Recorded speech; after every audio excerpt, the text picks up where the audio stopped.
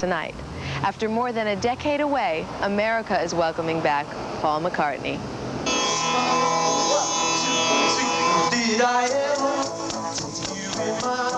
McCartney last toured here in 1976 with Wings.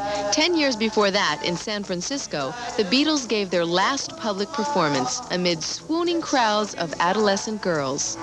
Do you think young girls... Yes, I do. You do, I'm sure you do. Often. Do you think young girls are going to faint on this tour?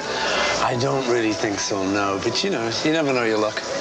You don't think so? I don't know. I don't know if I agree with you. Well, I don't know. You know, maybe it's very hot in the audience or something, but I don't think about stuff like that. Do you know, it's amazing watching the old videos from the Beatles. I mean, the girls were absolutely insane. I mean, what did that do to your life? Well, I don't know, really. I mean, what you did was you kind of divided your private life and your professional life, you know. And when that happened, it was great because you were coming to town to try and get them to like you. And if that was their way of showing it, well, you know, it was great. And we always used to say to people, look, you know, guys go to football matches and they scream, or they go to boxing or whatever. Girls come to our shows, and that's what they do. And they scream and faint. It's their way of cheering, you know.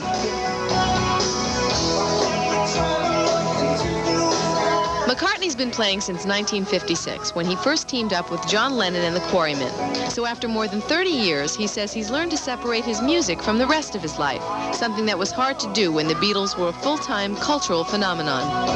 You just separate your job, but you do too. You go home at night, you don't keep thinking of this lousy film crew here. No, I don't. I'm sure. Well, sometimes I do. See, fellas, I told you she didn't. But, you know, I just don't think of the same two things in the same breath, really, you know. Family life, home life, personal life, that's one thing.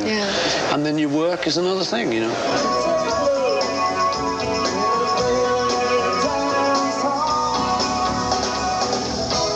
But it sometimes gets a little more blurred than that.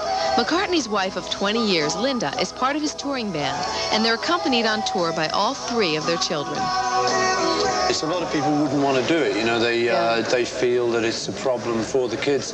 But our kids enjoy it, and we enjoy having them near us, so that they get around, they see the world, you know. So in geography, they can talk about places like New York and know what it is. They've probably been everywhere already at their age. They've been to a few places, Well, touring does interrupt, but we're a strong family and we're going to get with it, you know.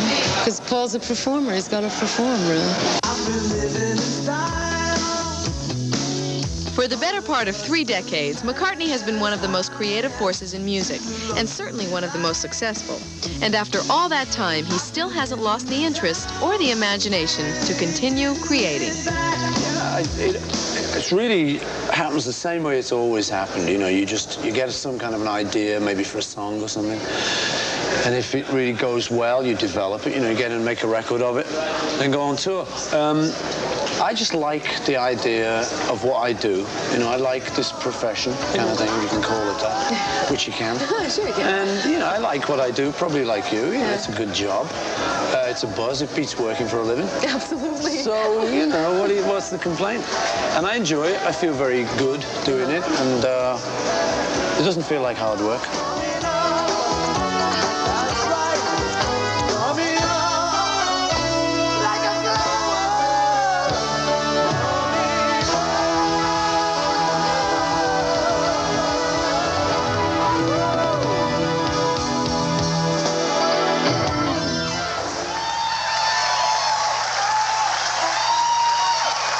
Thank you very much. All right, guys.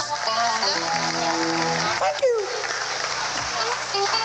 Okay, I think we're taking a break for some reason, but there you go. Stand by VTRF and roll it.